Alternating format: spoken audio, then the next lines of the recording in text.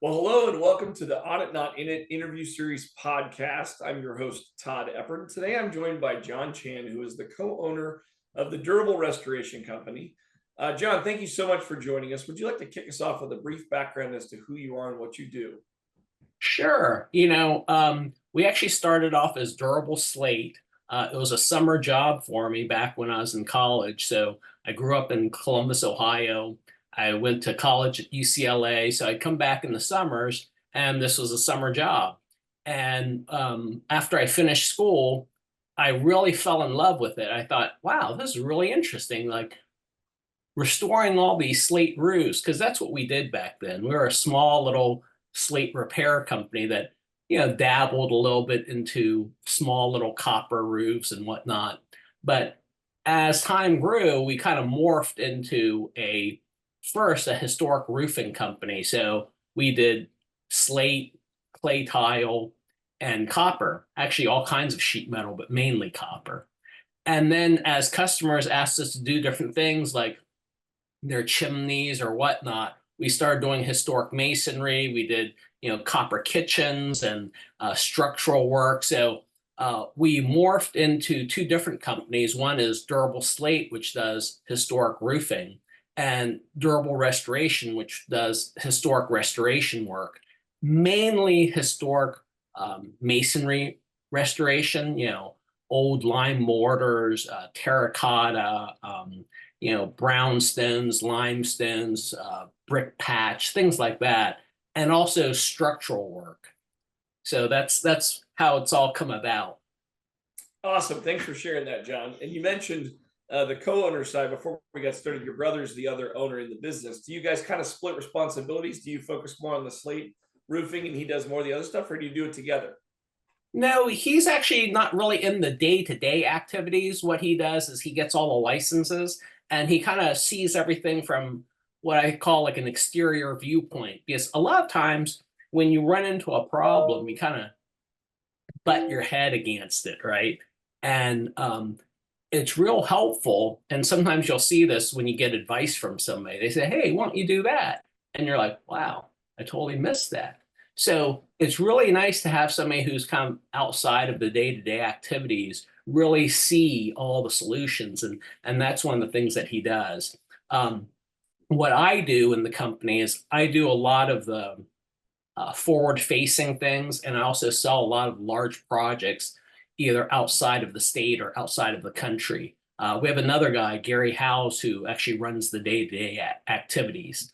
But yeah, so I mean, we've done work in, gosh, I want to say 30 some odd states. We're getting Wow. to do our very first one in California next month. We just got our California license. We just got our Arizona license. We're working on a steep one, Montana. I mean, we've got stuff going on all over the country and actually some even abroad. We've worked in Lima, Peru. We've worked in Trinidad. We've got a project going right now in Sarajevo, Bosnia. So yeah, it's kind of like we get a lot of interesting projects all over the place. You know, I know some people have asked me because they see it on our social media. It's like, oh my gosh, some of these places that you worked on are just unbelievable. I said, yeah, here's the funny part of that. Um, a lot of the most distinguished properties we've worked on have NDAs on them, and we can't talk about them, or they're such high level government projects that, again, we can't talk about them. Like we've worked on a number of private islands here in the US.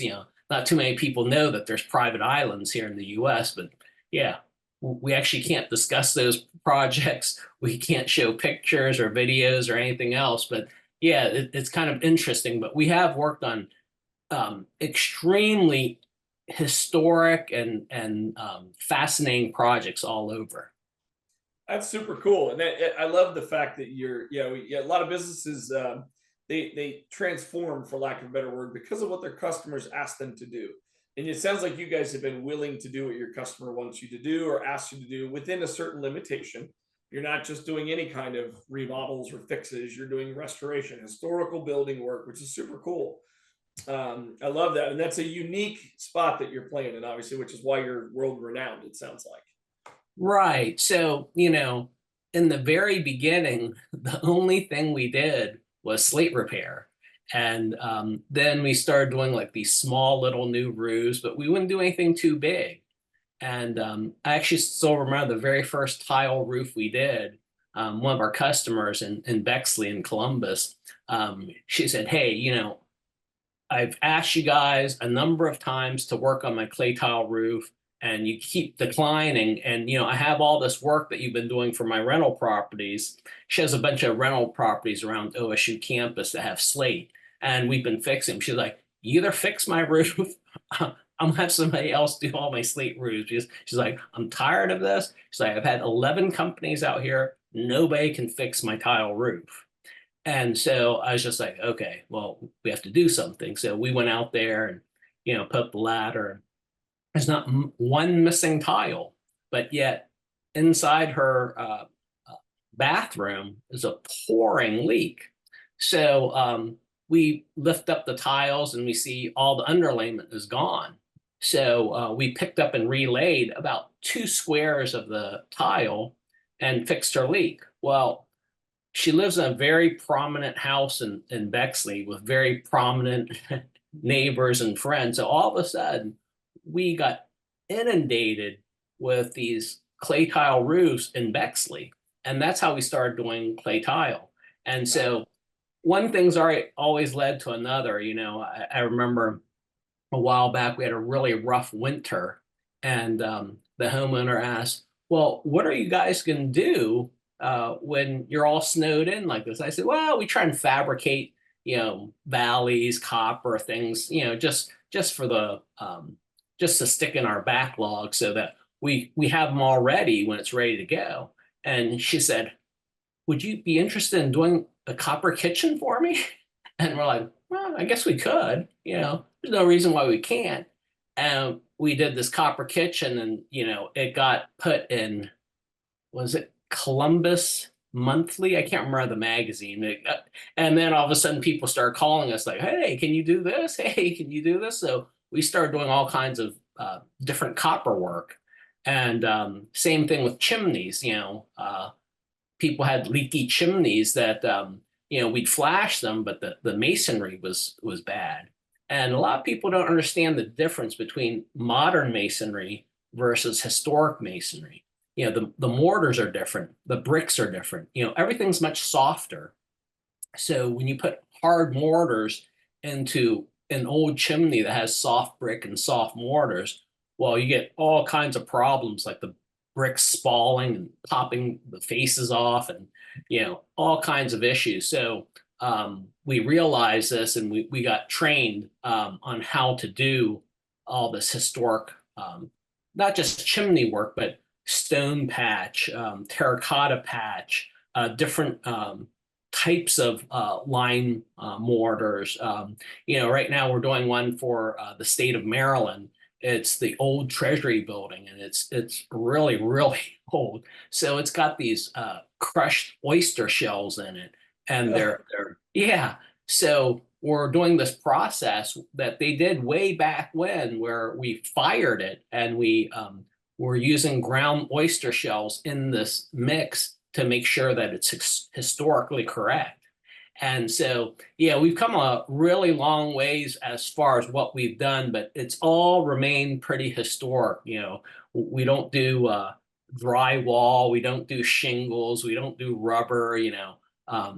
Yeah, so we've kind of stayed within our lane, so to speak. Got it. Got it. So it has been, and I don't want to age you, but anybody can find it on LinkedIn. It's been over 25 years. You said you started right out of college. Uh, Yeah. can you go back and just think about that first step? Like, I'm going to start a business doing this, rather than just going to work for someone else, or maybe taking your degree and just going something into a W-2 world. What was the spark that said, I want to be my own business owner? Can you remember Well, that far back? Well, that's the interesting thing.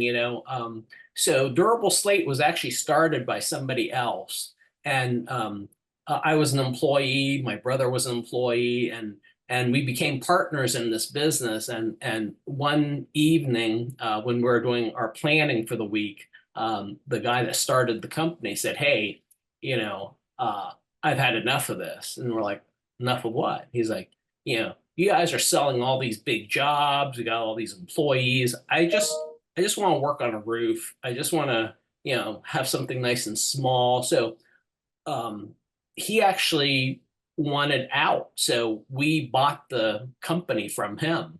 So we didn't actually go out and start a new company. Basically, he had a small little slate repair company that he wanted to maintain, and we were taking the company a completely different direction. So we split, and he's still a small little slate repair company in Columbus, and we've kind of morphed into what we are. Very cool. Okay, so yeah, so you bought somebody else's small business. Yeah, Did you change the name, or was that the name? Durable Slate was the name of his company. that was the name, and that was the draw of it, because Yeah. it was a surveyed name. Basically, back in the day, he surveyed a bunch of people and said, "Hey, what do you think of when you think of slate roofs?" They said, "Well, it's durable," and that's how durable slate came about. It was a surveyed name, and we loved the name. And it, even though we're so small back then, it had a really good name and following at that time. So yeah, we kept it, and we kept it with durable restoration at the same time. Nice, nice. So great idea. You took somebody else's brand that was doing well in your area, and then you just put what I would call rocket fuel behind it, right? So you and your brother brought Yeah. energy, rocket fuel, a change in direction, a change in business goals, and yeah, oftentimes the other owner, and that can happen to us as well as business owners, is Sure. we can be passed by our employees as well, and that can be a great way to transition some days. So let me take you through the years, John. Can you give us some examples of some misconceptions that you had about owning and operating a business and what the realities are? Well, there's a lot of misconceptions about business, and here's a funny one. I remember when I was in college, I was economics major at UCLA, and if you had a certain GPA, you were allowed to take these graduate classes in their graduate school of management, so the MBA program. So I still remember this class vividly. Um, we all sat down, and the professor said something along the lines of, "Hey, I'm actually a businessman. I'm not a professor like all these other guys here. They asked me to speak because I've been successful at," he named off all the things that he did. And he said, "But I'm going to disabuse you guys of something because I see that we have some of these undergrad econ whiz kids in the class.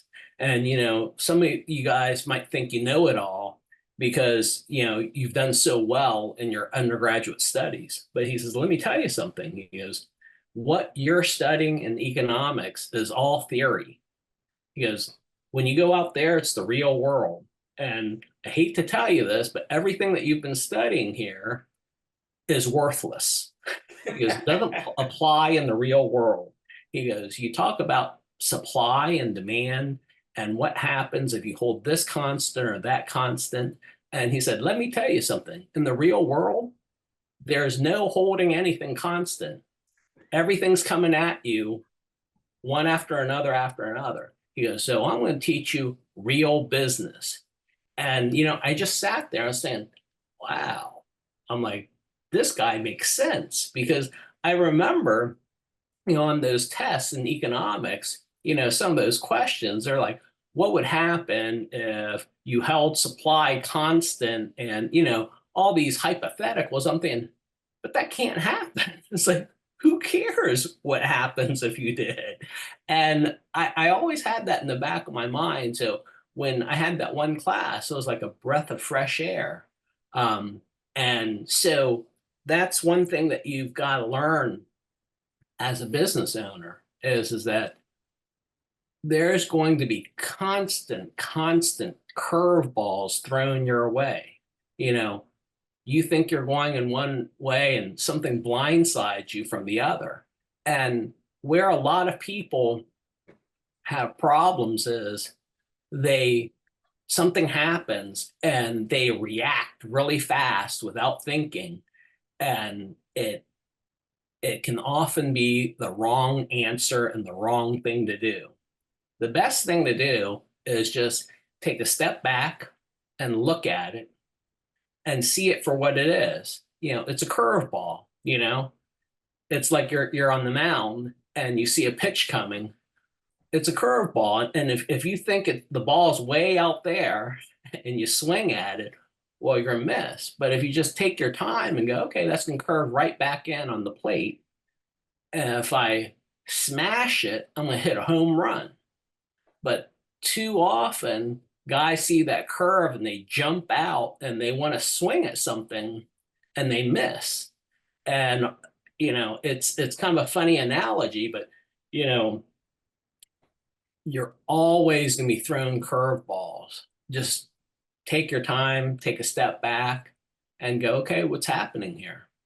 And then you can assess it with a level head and come up with the right answer. Because so many times, people have asked me for like advice. I'm like, well, what did you do that for? So, well, I just kind of reacted. I'm like, oh, yeah, don't react. Just calm down, see it for what it is, and move forward. That's one good piece of advice. I guess another thing is, I often see like a race to the bottom. A customer will say, hey, I've got these prices, you're the highest bid. Can you beat our lowest bid? Right now I just laugh at them, but so many people go, okay, I'll figure out a way to Right. come down all that way. And then you can't do it.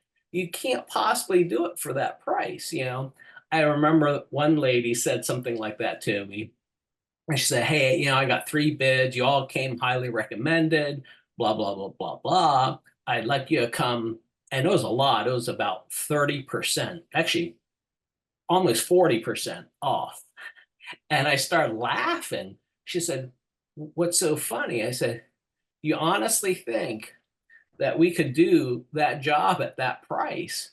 I'm like, look, you called us for a slate roof, and there's a reason why you called us. I said, you want the best roof for your house. And I said, I look at, just your house and your cars and everything. I said, you don't have the bottom of the line Tesla. You have the top of the line Tesla. You Right. know, you don't have some low end Land Rover. You've got the top of the line Range Rover. I said, that Range Rover is right around $200,000. I said, you don't have just any house in Potomac. I said, you have one of the nicest houses in all of Potomac. And Potomac has some really nice houses. I said, so why would you do that to yourself and go with this low ball bid? And she said, what do you mean? I said, well, you said you were going to take, I'm just going to say a trip out of the country because I don't want to say where she went, but a trip out of the country. I said, and you wanted to make this decision before you went. And, I can guarantee you, you and your family are flying first class. Of course you can buy coach. And of course you can get this low ball roof. But I said, why are you going to do that to yourself? Because you're going to drive up every single day to your house and you're going to say, oh, wow, those slates don't match. It's kind of crooked. Oh, my gutter leaks. Oh, my gutters really look funny. What's wrong with them? You're going to have all these problems every time you drive up to your house every single day. I said, why not just do it right? I said, that's why you called us. And it was so funny because she abruptly hung up on me. She says, I can't talk. And she hung up. I was just like, oh, this is really funny. So I was telling another salesperson, I said, she's leaving to another country tomorrow. I said, I guarantee you she's going to call me in the morning before she goes and she's going to accept. And here's the funny thing. She called me a half hour later and said, hey, I was just thinking about what you said and you're right. She's like, I don't want a low ball cheap roof. I don't want slates are sticking up and gutters are leaking. And she's just like, I want the best and you guys are it. So it's really funny. So I was able to convert her, but not only that, but afterwards she called me and she said, you know what? I absolutely made the right decision. She's like, I Absolutely. drive up and my roof is perfect. She's like, it looks like a work of art. She's like, there's not one thing that's wrong with it. And she's just like, I can just imagine because I've had friends around here who maybe it's not the roof, maybe it's the windows or the driveway or whatever. And I just hear them complain all the time. My driveway's got a crack in it, and it's just like 2 months old. And it's sloping a little funny and blah, blah, blah, blah, blah. And she's just like, and I drive up and it just makes my house look so good. And so, that's one of the things, rather than going on the race to the bottom, you know, keep your integrity in and just deliver a great product at a price that is fair for you. Yeah. Sorry if I Yeah, I went off love on that. a rant. That's great advice, and it's a great strategy. I don't participate in the race to the bottom, is what I hear you Yeah, say, which is great. right. So one last question for you, John. Can you give us a glimpse? And you've been very good about not sharing anything specific. Same thing applies to this question, but can you give us a glimpse into your future plans for the business? What are you thinking about? I mean, you're working worldwide. You're kind of all over the country, but you're also worldwide. What are you thinking for the company in the next 3 to 5 years or so? Well, we've actually started to develop the international market a little bit. And I would love to work on some of these really interesting projects outside of the US, castles and things like that. And another thing that we've been doing a lot of recently is much more intricate type work, lots of copper domes or things like that that require real skills that they actually don't really teach here in the US. So a lot of our sheet metal work, we actually use European techniques where we use pinch seams and folds rather than cutting and soldering or caulking. Because what that allows you to do is it allows you to put together a roof that doesn't have cuts in it, and it actually expands and contracts with the building. So, like one of the things that we did on a job we recently finished, actually, we just finished on Saturday on a job in Louisiana. It was a copper dome that had a clock on all four sides. And these clocks, go back and there's a round surface. It's a compound round surface at this dome and the clock. So we put in these accordion valleys where we fold the valleys, and basically it acts like an accordion when it gets hot and cold. And yeah, exactly. So what happens sometimes is these big clocks, when people solder all around them and it gets really hot and really cold, well, the solder joints break because the copper expands and contracts. And a lot of people don't understand this. So another thing that people try and do is they try and caulk them. Well, caulking, especially on copper, it's almost futile because really the best caulk for copper would be something like a butyl, but the UV rays break it apart. So it's you don't really have a super good caulk for copper. And these accordion valleys, you basically just fold the copper and it just expands and contracts and allows that clock to actually move independently of the dome. And it just expands, contracts, and the metal just stays perfect. And that's a European technique that's not really taught over here in the US. So we would really love to do more of these complex roofs that are really causing problems all over the country because they get replaced again and again and again. And we can make these roofs last for 100 or more years. Super cool. Super cool. Well, thanks for sharing that with us, John. And thanks for joining us today. You were a great guest. We really appreciate you joining us on the podcast, learning more about your journey, your business, what you guys are trying to accomplish. To everyone watching and listening, we'll see you on our next episode. Thanks again, John. Thank you. Have a good one.